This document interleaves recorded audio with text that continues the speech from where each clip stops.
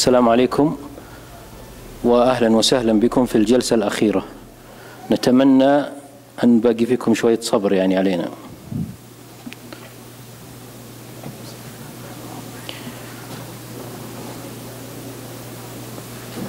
Where is Anais, please. بسم الله الرحمن الرحيم. السلام عليكم ورحمة الله وبركاته، وأهلا وسهلا بكم مرة أخرى في آخر جلسة في هذا ملتقى الآثار الأول للمملكة العربية السعودية باسمكم جميعا. اسمحوا لي أن أرحب بضيوفنا الأكارم وهم الدكتور هانز جيبل وسأعرف به لاحقا، والدكتور أنتوني سينسلر، والدكتور سلطان الدويش، وأيضا الطالبة أنيس شافوليه. هذه الجلسة عبارة عن أبحاث مختصة في عصور ما قبل التاريخ، وليسمح لي زملائي بإدارة هذه الجلسة والتطفل على دراسات ما قبل التاريخ. Let's start with our colleague Dr. Hans Gabel. You are very welcome in this session now, and also your colleague, you are already welcomed here. I would like to call you here to come and to deliver your message about the story of الرجاجيل.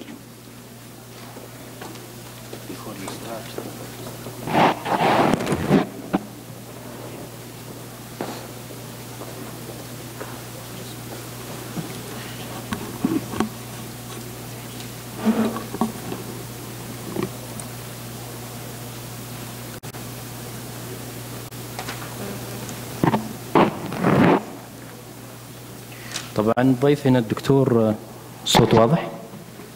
الدكتور هانز جيبل وأستاذ في عصور ما قبل التاريخ في جامعة برلين الحرة، له اهتمامات في المناطق القاحلة في الجزيرة العربية، وبالتحديد دراسات الاجتماعية والاستيطانية واحتياجاتها، بالإضافة إلى اهتماماته الحالية عن ثقافات المجتمعات البادية. قدم الدكتور هانز العديد من الأبحاث والدراسات المتخصصة والكتب المنشورة في هذا المجال. وهذا المشروع السعودي الألماني في موقع الرجاجيل يعتبر ضمن المشاريع التي تنفذها الهيئة بالتعاون مع جامعة برلين الحرة لدراسات البيئات القديمة لمواقع عصور ما قبل التاريخ في أعمدة الرجاجيل في منطقة الجوف، والذي يعتبر واحد المجتمعات الرعوية المتنقلة خلال فترة العصر النحاسي. أترك المجال الآن للدكتور هانز to deliver his message. Please start. بسم الله الرحمن الرحيم. We, the Rajajil team, owe deep and sincere gratitude to His Royal Highness Prince Sultan bin Salman, the Excellencies Dr. Ali Al-Gaban and Dr. Jamal Al-Omar, and Doctors Abdallah Al-Saud and Abdallah Al-Zakhrani, and all of the commission staff for helping us for many, many years to conduct this work in Rajajil, and their brotherly and very friendly cooperation during my work days. How I can explain a new culture in 15 minutes? I will try.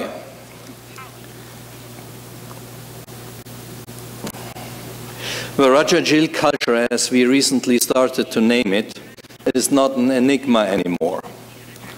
The Saudi-German project in the area of Rajajil not only explored the site, but also made first assets to the general archaeology of this hitherto unknown shepherd cultures. I have to mention that for the history of this project, it goes back to Dr. Ali inviting me, since I was starting to work on this culture for the first time on the Jordanian side of this northwestern Arabian culture. It's a landscape culture we are dealing with. We are not dealing with a site culture. And it's imperative to study this culture from the side of archaeohydrology. Otherwise, we will not understand these cultures. The sites relating to the Rajajil cultures are sepulchral cultures, they are watering cultures, and meeting or aggregation cultures, which otherwise represent mobile societies wandering around in the steppes which were characterizing the Arabian Peninsula in the mid-Holocene. Complex and extensive occupations over long periods are characteristic for these cultures. Migration routes, which we expect to expand more than 1,000 kilometers. Centers, which contain the lineage burials of important families of these shepherd societies. And the problem we have with such cultures, they have horizontal stratigraphies with nothing preserved stratigraphy. In most places, these are deflated cultures. If I speak about Rajajil cultures, it's just part of a belt of these mobile shepherd cultures of the mid-Holocene, which you can trace everywhere, from northern Africa, from Mauritania, across the Sinai and Naka, up to the Yemen area. So Rajajil culture is just part of a phenomenon which becomes more and more clear. I should mention here that these sites are very vulnerable. They have a multi-periodical history of looting. Looting is not a modern phenomenon. They have been looted since Chalcolithic times. And they are a real challenge in terms of protection and rehabilitation, because with landscape cultures, once you fence them, you protect everything in the fence, and you give free for destruction everything outside the fence. This is a big problem, and nobody has found an answer yet. The only answer is that people have an awareness about this, and this is again a problem of heritage education. I want to give a first idea. Everything started from Kulban Beni Murra, which is a 2 square kilometer site on the western side of the Saudi border in the Jordanian territory. And here, for the first time, we found a best preserved site of 2 square kilometers size. Over 250 megalithic graves are there, well systems, trough systems, including ritual buildings. This site gives an idea what Rajajil once was. And a careful estimation let us expect that Rajajil, original Rajajil, was a site of at least 1.5 square kilometers. These are some pictures from Kulban Beni Murra. Turning to the site of Rajajil, it's characterized by well-preserved graves in the fenced area with ashlar lines or monoliths lines exceeding different sizes. The largest one is 4.20 meters, but we have also more smaller ashlars, like the picture A, where you have a 15-meter ashlar line of just 1 meter high ashlars. These ashlars, they are all oriented north-south, and the chambers are in the west, meaning the ashlar line faces the rising sun. The chambers normally have no human bones in there anymore. The site of Rajajil consists of 3 areas. The one is a fenced area with burials mostly belonging to the second half of the 5th millennium, and on top of the ridge where you see the red dots, this is a burial ground when Rajagil was a proto-oasis in the first half of the 4th millennium, the phase we call proto-oasis for Rajagil, with quite more graves up there, but all they are looted. They are even richer than the earlier ones. The third area of Rajagil is in between the fenced area and the ridge, where you see the structure AV. And it was only in the year 2014 when we recognized that major architecture of Rajagil is preserved in the dune area, resting against the ridge. And where we found huge structure, like the one you see here, with complex ashlar lines, oval graves, the area where the bedrock is, emptied from the bones. So Rajagil has a lot of potential for future excavations. And we found also here the evidence what was our hypothesis from the beginning, that these shepherd cultures were the progenitors of oasis cultures, since we found here graves modified into domestic structures. Here you have more of these huge buildings. Here you have a ritual platform with integrated graves and libation areas. Lower at the bottom left, you see one of these libation stones, which you have at the access areas to the platform. Upper right, we found a cache of ritual objects. There is another site in the area of Rajagil, which is Rasif.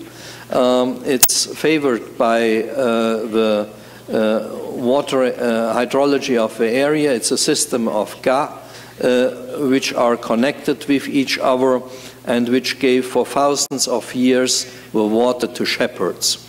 We have late Neolithic, we have two Chalcolithic periods, the Iron Age there and the Bronze Age there, and until sub-recent times it is used. I never saw a site having so much structures, and I'm thankful to Dr. Khalifa from Sakaka division of the Commission drawing our attention to this site. We have a late Neolithic lake shore there, and we see the structures, the domestic structures, the houses of the late Neolithic being modified to ashlar line graves in the Chalcolithic period. Again, here in Rasif you have what is not preserved in Rajagil, but which was reported still the 70s, existing by Juris Sarins, the wells of Rajagil. So they all have been destroyed by modern agricultural development of the area, but in Rasif we have the wells. They are nicely dated well structures with off-leading channel-type troughs. So showing again that that we are dealing with Rajagil cultures, we can also call them well cultures, using the steps of that time. Rajagil has, of course, some rock art. It's not too much in the immediate surrounding here highlighted in black, and at least part of the rock art we can date very well to the site occupation, like the dancing couple in the bottom of this is purely Chalcolithic motif. We found it in well-dated houses in Wadi Araba also. In the houses we found also the ibex decorations on the wall stones. Of course, you have an ordinary inventory in the sites, and always you find the fossil directeur for the period, the fan scraper in the graves, including the beads showing a long distance network of this culture. And from the housing area, 3 minutes, please. The housing area, you have there the vessels there, and ritual objects we have found in these graves, including this unique stone plate to the left. So what are the Rajajil cultures? In the first part of the Rajajil cultures, we have large-scale mobile pastoralism in sepulchral landscapes.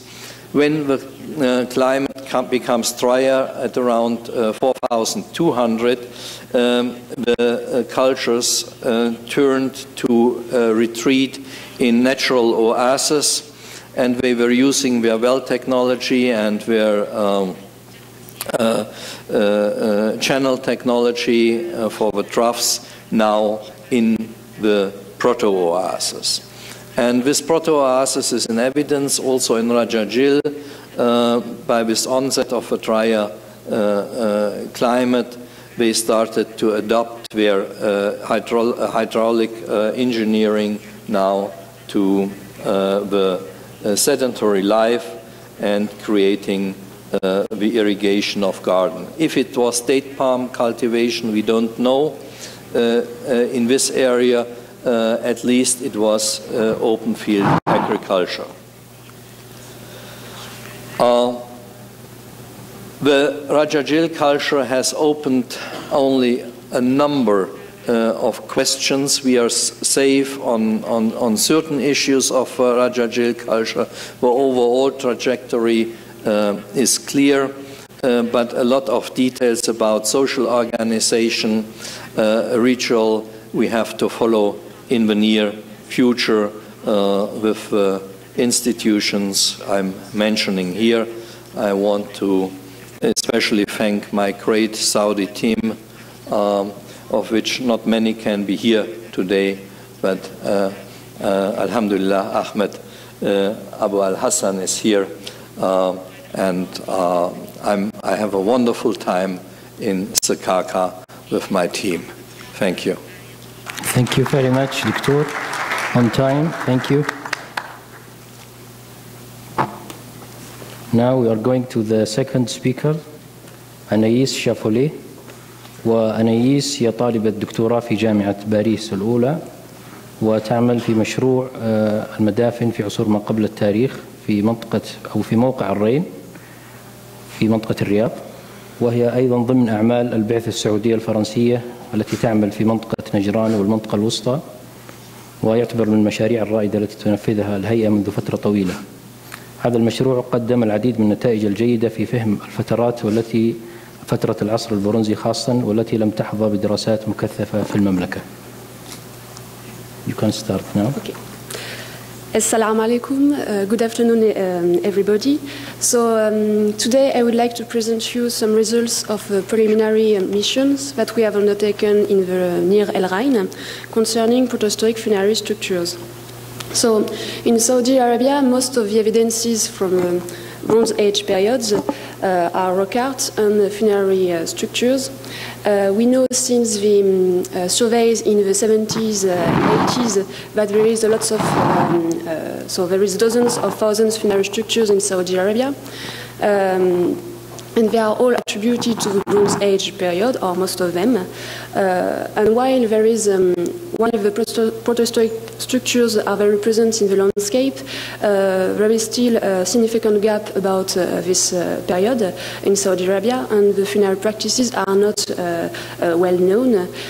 In fact, there is few research programs which study them, but it's the beginning of a research, and we don't have now a whole vision of what happened in Saudi Arabia during this period.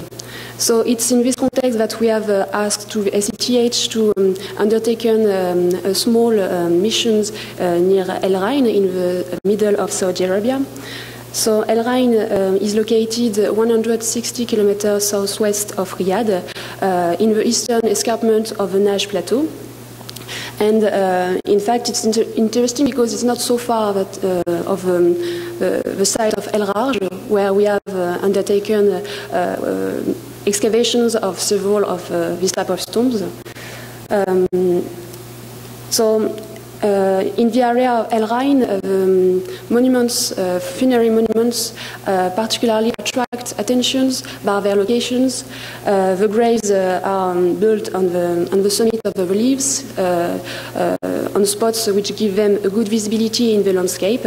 As you can see on these pictures, the tombs are built along the edge of the plateau, and their shapes stand out against the horizon, are well visible from the wadi and from the top of the plateau.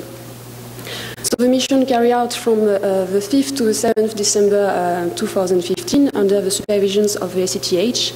The aim was to start a study of the prehistoric tombs in a new region in Saudi Arabia, to make short surveys and some targeted soundings in order to date among the one's tombs. The team was composed by Salim El-Kahtani, Munir Arbash, Charlie Polyakov, and me. Before to go on the field, we have used some remote sensing techniques to choose the best places to study and to also note where were the best preserved tombs in this area. So we have surveyed 1.7 kilometers from the north to the south, and we have recorded 34 dry stone masonry structures, which are all built in local limestone blocks. So we have observed a great diversity of architectural types. In fact, I don't have the time to explain all the different architectural typology that we have noted, but so we have recorded 25 tombs of several types and also 9 various undetermined structures, and I will just present you some cases of cuneiform tombs. Cuneiform tombs is what I call cuneiform tombs is in fact what is named tapered structures in some publications. In fact, still the beginning of my study, I have identified several subtypes of tapered structures, as you can see in the top, just to see the shapes, the various shapes. And during these surveys, we have seen 4 of these subtypes. So there is cuneiform tombs with a filled triangular head, as you can see several examples here. There is also cuneiform tombs with an empty triangular head, and in these cases, for example, one or several chambers are located in the opposite walls of the tail. You can see the wall is bigger than the other wall. We have also cuneiform tombs with an empty triangular head, and sometimes there is 1 or 2 chambers in the corner which are opposite of the tail, like here. And we have also a specific case. This one is cuneiform tombs with an empty triangular head with a chamber which is built in the center of a triangular shape, as you can see here. In fact, I never seen this example in other regions in Saudi Arabia. But you can see that the whole chamber has been looted. So with all this information obtained by the survey, we can make a small spatial analysis. I don't have the time to present everything, but I just want to focus on some subjects. So about the general distributions, the tombs are built along the edge of the plateau, but not all around the plateau. You can see that there is some concentrations in specific places, as for example in the extremity of the plateau, and they form several groups of various types, and they are looking for visibility from the main valley, which is in fact in the south and in the north of the plateau. So among the specific groups of tombs, there is this cases of three cuneiform tombs which are lined and three other circular dry stone masonry structures. They form two groups which are parallel, but it's interesting to see that they are not together. So maybe it's different chronological, they are not built in the same times, or maybe it's also a wish to group some people together because we can suppose that they are of the same family or the same community. So there is lots of hypotheses that we can do about this specific spatial distributions. There is also the case of cuneiform tombs. We have noted that the cuneiform tombs which are on the northern part of the plateau are very long in comparison of one we have noted in the south. They are all oriented in the same directions with a triangular head in the northwest and the tail towards the inner part of the plateau. So maybe it's linked to research of visibility, but also why not with ideological meaning with funerary practices. We don't know now. There is also the case of stack of stones which are built on the top of some of structures that we have surveyed. There is, for example, the cases of stack of stones built on enclosure, cuneiform tombs or circular tombs.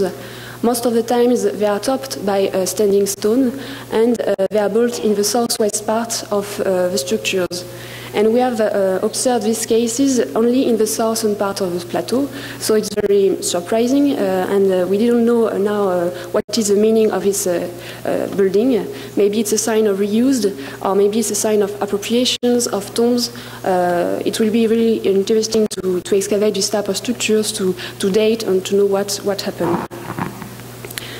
So what about the target tomb? We have chosen to study cuneiform tombs with a triangular empty head located in the promontory, which is in the middle of the area that we have studied. This tomb is really interesting by its architecture. You have the facade, which is well built, which is 1 meter high, and it's very visible from the wadi. And you have also the inner part of the triangular head, which is not well built. There's just losing stones. And you have a tail, a very long tail of 50 meters long, built in standing stones. And so you can see there is several methods to build these structures. And maybe there is some things to understand with the meanings of this shape. For the excavation, so we have just made 2 soundings. The first one was made along the tail. In fact, during the survey, we have seen that there is some stones which are lined, which form a circle, as you can see here. So in each part of the structures, we can see, in fact, in the northern part that some stones go under the tail. So as there is lots of sand in the southern part, we decide to make a soundings here to see if there is a continuity or not. And we have also made a sounding in one of the burial chambers, which is located in the triangular head. So the soundings, we have in fact found, we have put in relief some stones which go in the continuity of what we have observed during the survey. So it seems that there is a circular structure which is under the tail, and we have only the first course. So it's probably they are probably take the stones, in fact, to build the tail of the cuneiform tombs. So this case is very interesting because we don't have lots of examples of structures which are overlapping like this. We have chosen to make a soundings in the southern burial chamber of these tombs, of these cuneiform tombs, because it seems to be the best preserved. So we have begun to remove all the different destruction layers, and we have found some signs of lootings. And in the burial chamber, we have found only some bones remains which were very disturbed, and we don't have found any archaeological material. The burial chamber is very small. It's just 90 centimeters in diameter, and it seems to be only 40 or 50 centimeters high. But it's interesting to see that this burial chamber was built in the same times that the wall structures. 3 minutes, please. Yes. What about the chronological issue? In fact, I said you in the beginning that the region of El Rhin is near El Rarj. It's just 100 kilometers to El Rarj. And in fact, we have excavated 6 cuneiform tombs during the missions of Jeremy Chitkat and Abdelaziz El Ahmed. So these cuneiform tombs are with filled triangular head, and we have obtained datings of all these structures about the beginning of the second millennium, so they are Bronze Age tombs. And in fact, with the bones that we have obtained in the cuneiform tombs of El Rhin, we have obtained a dating which is very different. It dates, in fact, of between 2nd century or 4th century AD. So this case is very interesting because we have some cases, in fact, of reuse of Bronze Age tombs, for example, during the Iron Age, but this is a really recent dating, so it's very interesting to understand the chronology, and maybe, in fact, we have an evolution of the architectural forms of cuneiform tombs. As you can see, in El Rarj, we have excavated cuneiform tombs with a filled triangular head, but here it's with empty triangular head. So maybe there is, in fact, an evolution of this type of structures. So in conclusion, this mission is just a preliminary missions to begin to study this region where there is lots of things to do. And it's interesting to see that there is some examples which show us that there is cases of reuse of tombs, and maybe it's more common practices that we thought before. And with this dating, we have maybe to reconsider the chronological milestones, in fact, of the period of use of these tombs. Thank you for your attention. Thank you very much, Shantime. Thank you, Anis. The third guest today will be Anthony Sensler from ليفربول University، والدكتور أنتوني أستاذ في علم الآثار في ماقبل التاريخ في جامعة ليفربول، وهو عضو فعال في الفريق السعودي البريطاني لدراسة سواحل البحر الأحمر في جزيرة فرسان بمنطقة جازان، وفي العام الماضي أيضا في البرك في منطقة عسير. ويعتبر هذا المشروع من المشاريع الرائدة في علم الآثار في علم ماقبل التاريخ في المناطق الساحلية، والذي بدأ في وقت مبكر. نترك المجال الآن للدكتور أنتوني ليعطينا مداخلته في هذه الجلسة. Before I start, I'd like to thank, obviously, His Royal Highness Prince Sultan bin Salman and the Saudi Commission for Tourism and National Heritage for the beauty of this convention, for its extraordinary nature, and also for the great help that they've given us in the work in the southwest of Saudi Arabia over more than a decade now. The work I'm going to talk to you about has been achieved by a number of specialists from a range of institutions. You can see their logos on the right-hand side, but I would particularly like to highlight the fruitful contribution we've had from our colleagues at King Saud University. This very much is a product of a joint expedition between the United Kingdom and Saudi Arabia. There are 4 things I'd really like to get across to you in this talk, one of which is the importance of the Arabian Peninsula for understanding the dispersal of humans out of Africa.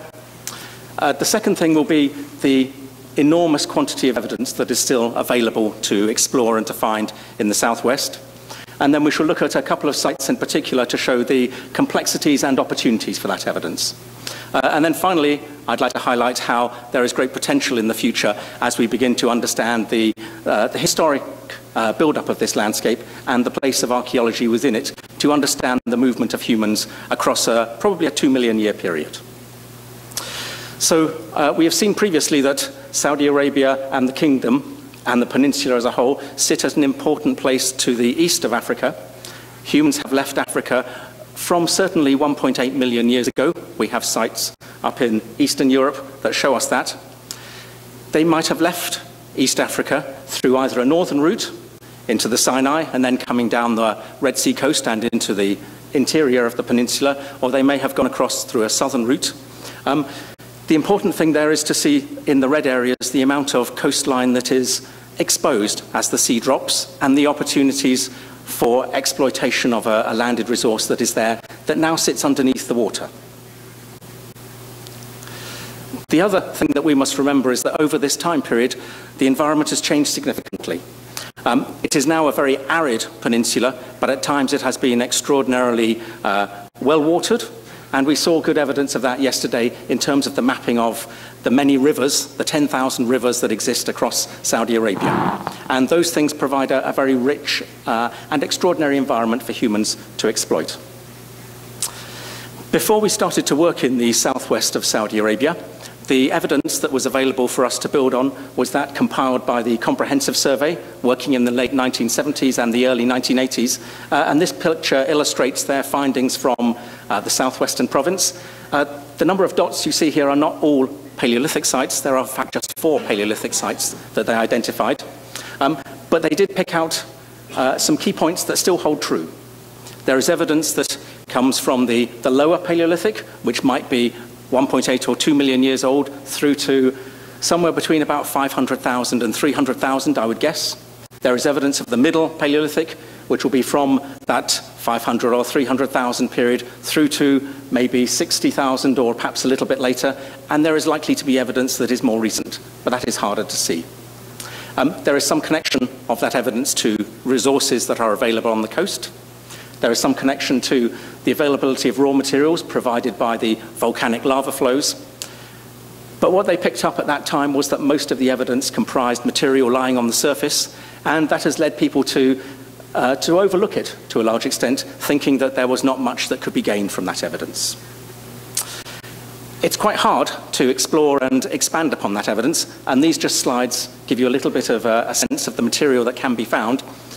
We'll see some slides a little bit later on that show us that when you are looking for this material, one is walking across a landscape full of lava cobbles, for which one is looking for pieces of lava cobbles that look slightly different. We would say it's looking for a needle in a haystack in English, and it is that sort of problem. But there is considerable material out there. This is the area of southwestern Saudi Arabia that we've been looking at, and the purple blocks near Jizan and Al-Burq represent the volcanic exposures, and the yellow dots that you can see there are all Paleolithic sites that we have put on the map over the last 3 years of survey. Many of them are associated primarily with the volcanic deposits, but there are others that exist in other locations in between.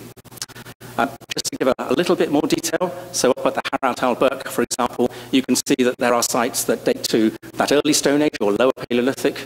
There are ones that are middle Paleolithic. There are ones that have material from many periods, and there are ones that at the moment remain undiagnosed. And in Jizan, the same is the case. I'd like to look at a couple of sites in detail. So the lower one on the left-hand side is the Wadi Dahaban. And then on the upper right, where there is a dot missing, we have the Wadi Dabsa, and they're both extraordinary sites. So this is the Wadi Dahaban. It is very close to the Red Sea itself. It is about 1 kilometre as a direct measurement.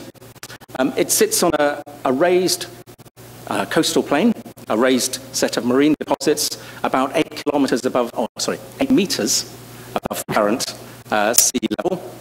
Just behind these deposits themselves, there are volcanic deposits of lava flows that you can see in the picture down below. Across this whole area, there are stone artifacts that we have located, and there are some of those artifacts that are clearly embedded within the marine deposits. So this slide illustrates some of those artifacts, and in the small cutout pictures, you can see a couple that are embedded within the marine deposits. The marine history, though, from this site is very complex. It's a mixture of processes that have resulted from the rise of sea level, from the dropping of sea level, from the cutting of those deposits by water flowing down through the wadi, and so forth. and it makes it an extraordinarily complex site to understand. It's not one occasion of activity, but it's a complex web of activities of natural and human processes. What we can certainly say, and I think it is a good thing, is that this 8-metre coral terrace provides us with a window into activity that happened during the time of the last interglacial, approximately 130,000 years ago. We have seen in other parts of Saudi Arabia that the same periods are occupied by humans. It is a time when Saudi Arabia would have been very attractive to humans.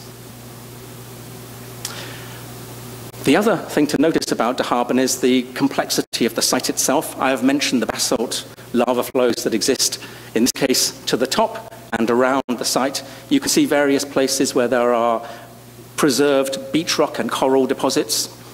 Let me draw your attention to the big red word in the middle. We have found the site to a large extent because the material was quarried for the production of the road that runs up the Red Sea. That quarrying allowed us to see a deep section through the sediments and attracted our interest to go and look there to find dating material.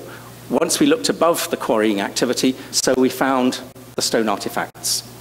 There are equivalent sites both to the north and to the south that are probably equally rich, and they are also under the same level of threat because they provide a resource for the development on that coastal plain. If we move to the Wadi Dabsa, the Wadi Dabsa, you can see in the yellow box, is a basin, and all of the brown area are flows of basalt. They are fields of basalt cobbles that one can drive across in a very bumpy way.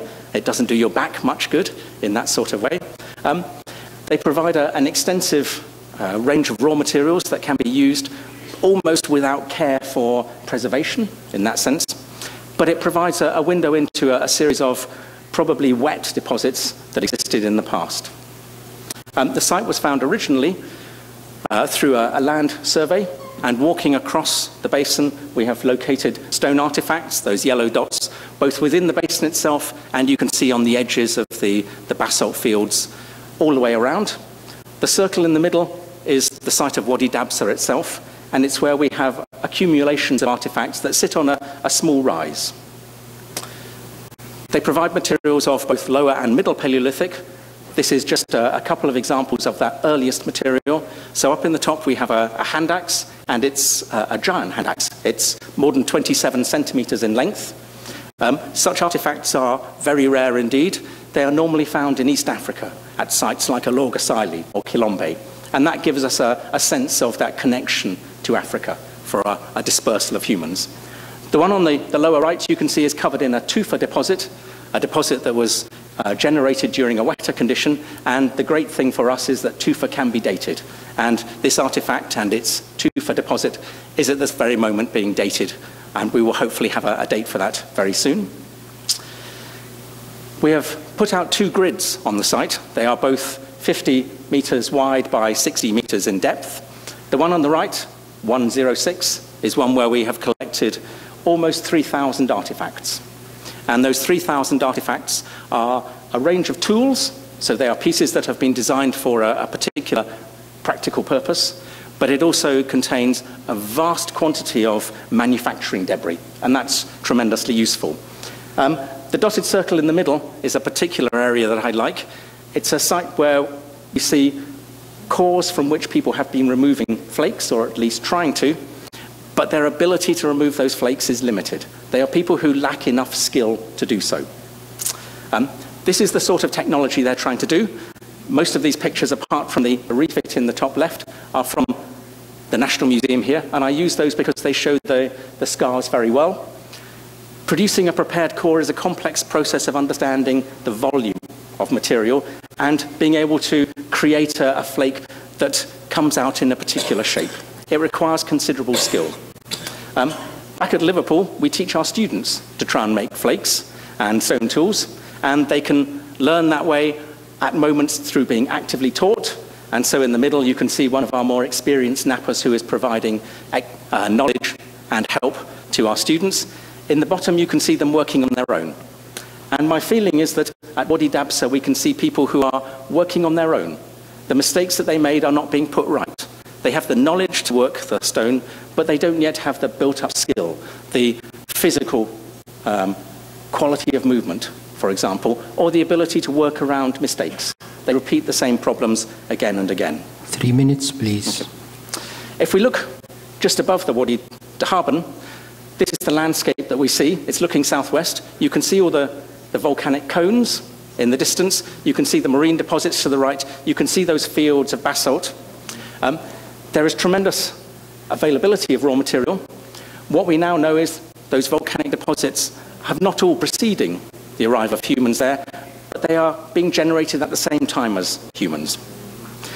So, for example, we can on places find material that is much older. So at this particular site, we find a work chert piece that is in a series of sediments below volcanic deposits that have been dated to approximately 500,000 years ago. In another location, we find small flakes and a cleaver, so a lower Paleolithic tool, below another lava field that may be as much as 0.8 million years old, or indeed a little bit older. So what we have in the southwest, stealing Professor Jeff's slide here, is we have the opportunity to look at this pattern of human dispersal from 2 million years through to its most recent occurrence, because we have deposits and we have potential markers that would allow us to identify those processes. But where should we go in terms of trying to push that study further forward? The box down the bottom is that area of southwest Saudi Arabia that we've been working, but there are similar sorts of deposits as you move up the Red Sea coast, and it is important that we look at those sorts of deposits. I have drawn those boxes further out into the sea because much of the landscape that humans occupied is now underwater, but we must try and explore that. And we need to understand those human activities in terms of the landscape history. To give you a little sense of that, this was a slide that my colleague Robin prepared for her talk.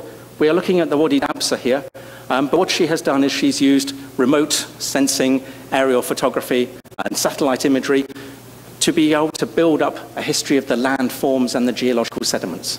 And we shall need to do that for all of those areas.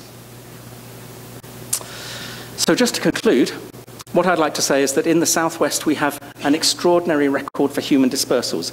We have seen in other places in Saudi Arabia that the same quality of record exists. So it is one of those areas that we can concentrate on in the peninsula. But in order to make sense of it, we need a real history of the landscape. And that landscape is a complex landscape. That history will tell us where we can look for sites and where we cannot look for sites. Visibility is important. It will also give us a sense of which environments were opportunistic, were useful for hominins. When we look at many of those sites, they are surface palimpsests, but despite that fact, they contain extraordinary information, and we should still look at those sites and explore them in detail. And finally, as a slight word of warning, the Red Sea is a tremendously attractive area, not just for hominins, but for people today. And in order for us to explore that evidence and to make the best use of it to help support the future development of the kingdom, we must act quickly now to understand what is out there and be able to bring it to consideration as development proceeds future. Thank you. Thank you very much. Thank you, Anthony. Last but not least, Dr. Sultan Al-Dawish. He will be talking about the culture features of الصبية and الدوسرية.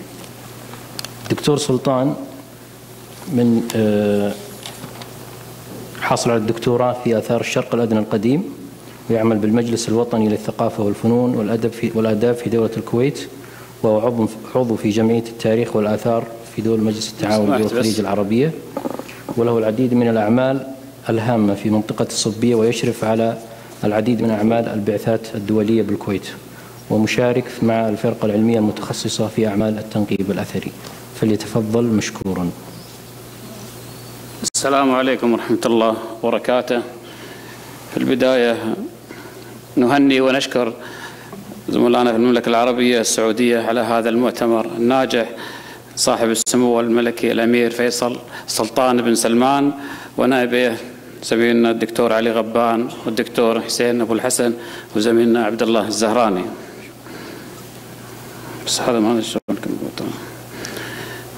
حديث اليوم راح يكون عن موقع مهم في شمال دولة الكويت، وهذا الموقع أهميته خاصة إنه يعتبر من أكبر مواقع العبيد في منطقة الخليج حتى الآن. وإنتاجه نتاجه العلمي مهم جدا، وما زال العمل في هذا الموقع من 5 سنوات، والآن بندد البعثة البولندية للعمل في هذا الموقع ل5 سنوات قادمة. راح أتحدث إن شاء الله عن المقدمة والعوامل المساعدة في الاستيطان والاستقرار على ساحل الخليج العربي وموقع الصبية، خاصة موقع الصبية 12 موقع يعودون لحضارة العبيد. راح أتحدث عن موقعين، وموقع بحره الرئيسي وموقع التشثري لأن قامت فيهم عمليات التنقيب الأثري، وموقع الدوسرية واللغة الأثرية ورؤوس السهام والأواني الفخارية وحجر السبج الأوبسيديان والبحر وأدوات الصيد والسمات الحضارية. لا شك أن الموقع الاستراتيجي على رأس الخليج العربي هم المواقع اللي امتدت لمواقع، خاصة موقع الدوسرية والمواقع العبيد الأخرى، كان لها أهمية كبيرة في نشوء هذه الحضارة. بالنسبة لموقع العبيد أنه يقع في على جون الكويت وبين مرتفعات جال الزور وجون الكويت. راح أتحدث في المقدمة عن بعض الظواهر اللي ظهرت في منطقة الصبية. هي منطقة متميزة لعل هذا العظم الحفورة اللي يعود إلى 16 مليون سنة من أهم الاكتشافات في منطقة الصبية، وهذا العظم يعود إلى الحيوان الممث الذي ظهر في هذه الفترة. كانت منطقة الصبية وأعتقد منطقة الخليج كلها كانت مطيرة. لا شك أن فيه مصدر ثاني لعوامل المساعدة على استيطان في الخليج وفي رأس الصبية، هي وجود آبار المياه الكثيرة وهذه الآبار كانت مغذية للحضارات والاستيطان الحضاري في منطقة الصبية، وهذه نماذج لأكثر من بير في منطقة الصبية.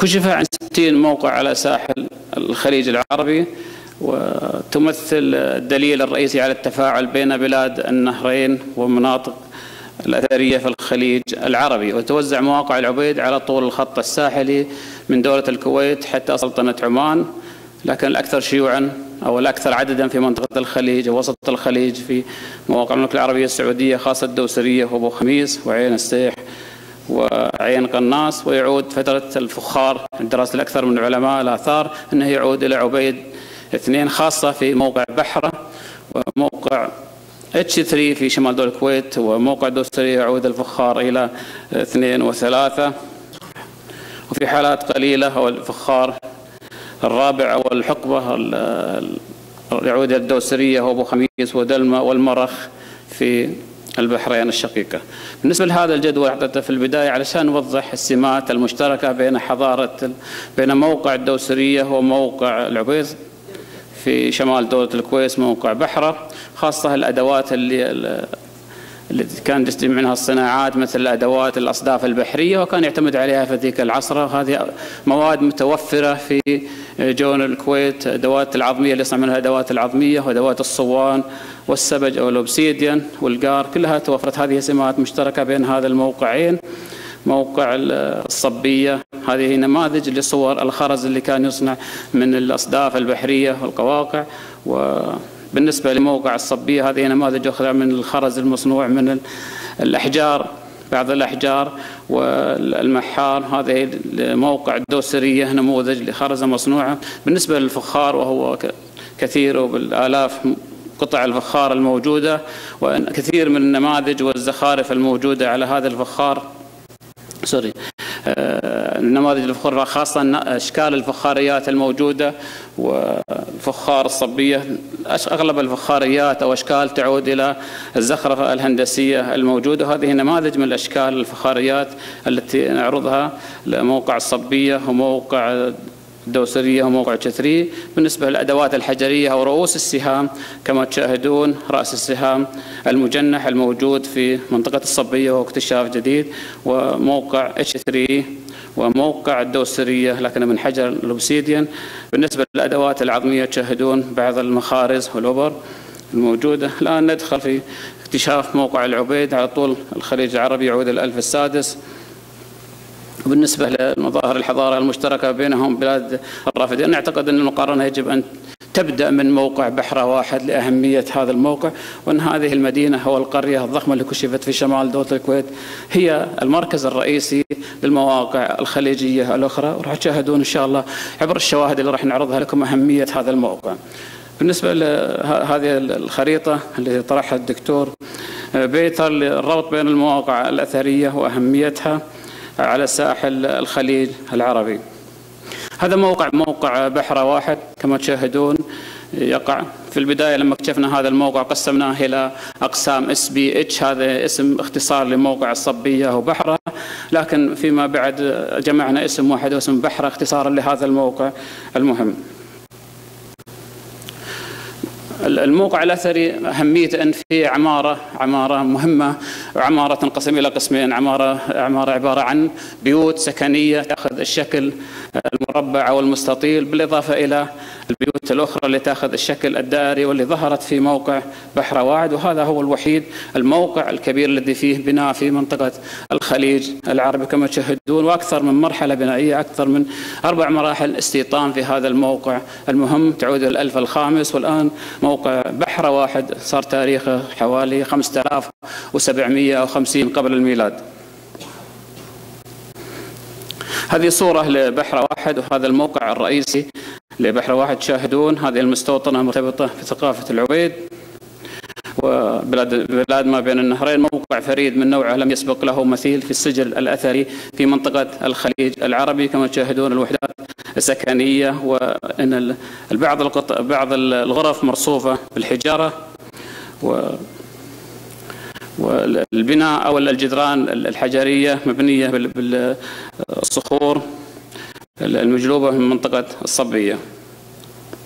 هذه صورة أوضح الهندسة المعمارية للبناء. كما تشاهدون أكثر من 10 بيوت كشف عنها في موقع بحرة. لا زال الكثير من البيوت مغرسة تحت الرمال، لذلك رأت الإدارة عندنا أنها تمدد للبعثة لأعمال أخرى في منطقة الصبية. كما تشاهدون أن الأرضيات مرصوفة، وهذا هو النموذج الكبير لموقع العبيد، وهو يشابه موقع تل عبادة في بلاد ما بين النهرين. هذا الموقع أعطانا الكثير من التسلسل الحضاري لموقع العبيد والتاريخ متقدم.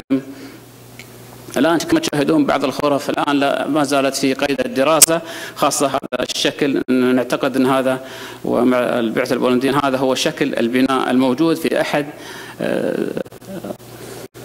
أحد بيوت موقع بحرة الرئيسي.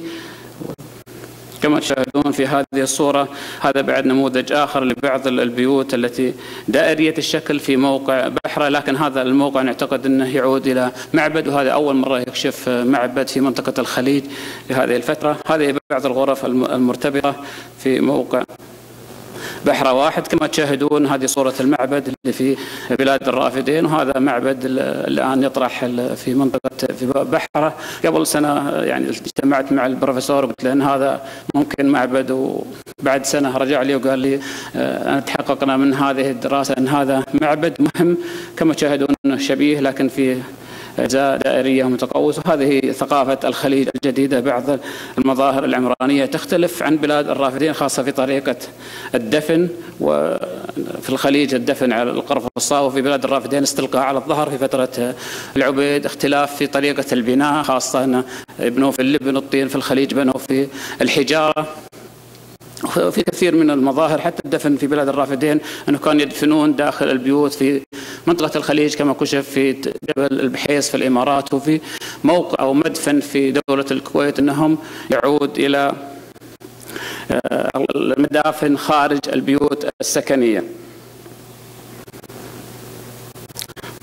هذا الموقع اللي تشاهدونه هو قريب موقع العبيد وملاصق له، لكن عمل فيها الفريق الخليجي. كنا نتوقع أنه موقع عصر برونز، لكن طريقة البناء والشكل اعطونا ربما تكون أحد مظاهر البناء في فترة العبيد. نعتقد أنها قلعة، لكن التنقيبات لم تظهر إلا كسرة فخارية واحدة في هذا الموقع. لكن ارتباط البناء في موقع العبيد قريب ملاصق لهذا الموقع.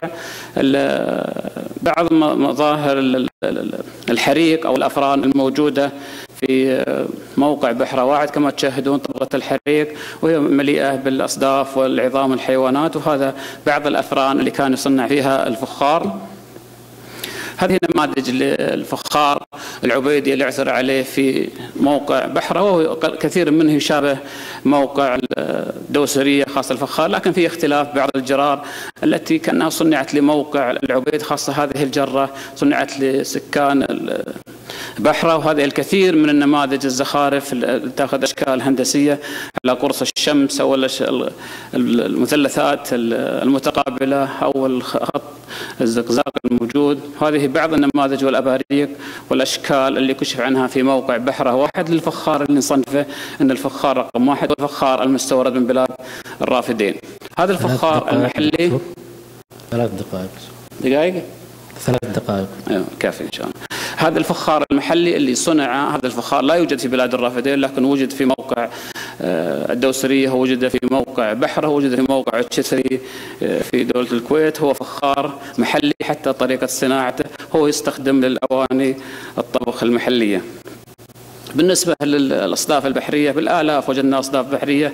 نعتقد أن كان في تبادل تجاري بين مواقع العبيد في الخليج ومواقع وبلاد الرافدين، أن الفخار المستورد كان له مقابل تجاري. أعتقد أن الأصداف البحرية والأسماك المجففة هي كانت طريقة الصناعة، وهذه ورشة لصناعة الأدوات الزينة. أول خرز كما تشاهدون إبر من الفلنت، وهذا عقد مكون من 44 قطعة عثر عليه في موقع بحرة. الأسماك ومعيشتهم كلها متقاربة في عند دراسة في موقع الدوسرية أو مواقع الصبية في دولة الكويت. نفس الأسماك اللي كانت موجودة في تلك الفترة عند دراستها هي ما زالت هذه الأسماك موجودة في منطقة الخليج. خاصة صيد الأسماك والأدوات اللي كانوا يصيدون فيها كانت من العظام، السنارات وبعض الحجارة، لذلك كانت موجودة. المحارة اللي أعرضها الدكتور الغبان أمس هي نفسها عرضنا على لؤلؤة مثقوبة داخل أحد المواقع اللي تعود العبيد في دولة الكويت، والبلحة والتمر وعظام الغزلان وعظام الأرانب هي موجودة من معيشة الفترة العبيدية في دولة الكويت. هذه بعض المسامير الطينية والأدوات اللي كانوا يصنعون فيها النسيج وبعض الأدوات الطينية الموجودة. هذه القطعة الوحيدة من النحاس اللي عثرنا عليها في موقع العبيد وهي مهمة، وبعض الأدوات الحجرية الموجودة. نعتقد أن السبج اللي هذه بعض الفناجيل أو الأواني الصغيرة العبيدية تشاهدون الزخرفة الموجودة عليها، والصليب اللي كان موجود من فترة العبيد من 6700 سنة قبل الميلاد. هذه بعض المكاييل اللي عثرنا عليها. هذا ما يدل أنهم قوم كان عندهم تجارة. مكيال من الفخار هذا مستورد وهذا محلي، كانت في أحد المواقع الأثرية. حوض فخاري، الكثير من الأدوات خاصة الفؤوس ورؤوس السهام والأبر، كثير من الأدوات. السبج لا يوجد في منطقة الخليج، لكن يستورد من موقعين، من اليمن أو من بلاد الأناضول. في H3 عثر على قطع أتت من اليمن وقطعة أخرى أتت من الأناضول. هذه بعض الأدوات اللي صنعت من الطين. القارب هو أحد الاكتشافات المهمة في موقع الصبية. اكتشفنا على قارب واكتشفنا على رسمة لقارب، وهذا دليل أنهم كانوا يستخدمون البحر. اكتشفنا على بقايا لقارب فخاري، وهو الموقع الوحيد أعتقد حتى في بلاد الرافدين اللي يكشف عن موقع قارب صنع في الألف السادس أو الخامس قبل الميلاد، ويدل على أن كانت يعتمدون على الكثير من البحر. شكرا لكم. شكرا جزيلا للدكتور سلطان، ونشكر الجميع على هذه المعلومات القيمة من جنوب الجزيرة العربية إلى وسطها إلى شمالها ثم إلى شرقها. نفتح المجال الآن لبعض الأسئلة القصيرة والمحددة. Question please. Yes.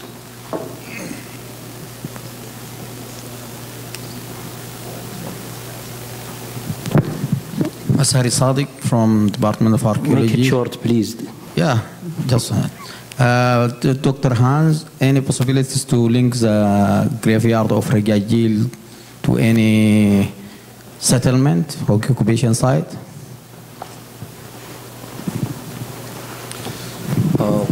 It depends. These sites, they normally have no settlements. They just consist of wells, troughs, graveyards, and ritual buildings, like Rasif, like Kulban Benimura. Only these sites which have from their environment the possibility to stay longer, where we have also domestic structures. But we don't know if they are seasonal or if they already are permanent. We guess that in the Proto-Oasis phase they are permanent, meaning they stayed there the year round. So normally in the late 5th millennium, still without domestic structures, these people were purely mobile. I like to call them the Paleo-Bedouins. Next question, please. Question? No more? Thank you very much. Thank you for coming and thank you for sharing these points in this end session. نشكر الجميع حقيقة على هذه الرحلة الطويلة والشيقة والشاقة في نفس الوقت. دعونا الآن نكرم ضيوفنا الأكارم الدكتور جيبل.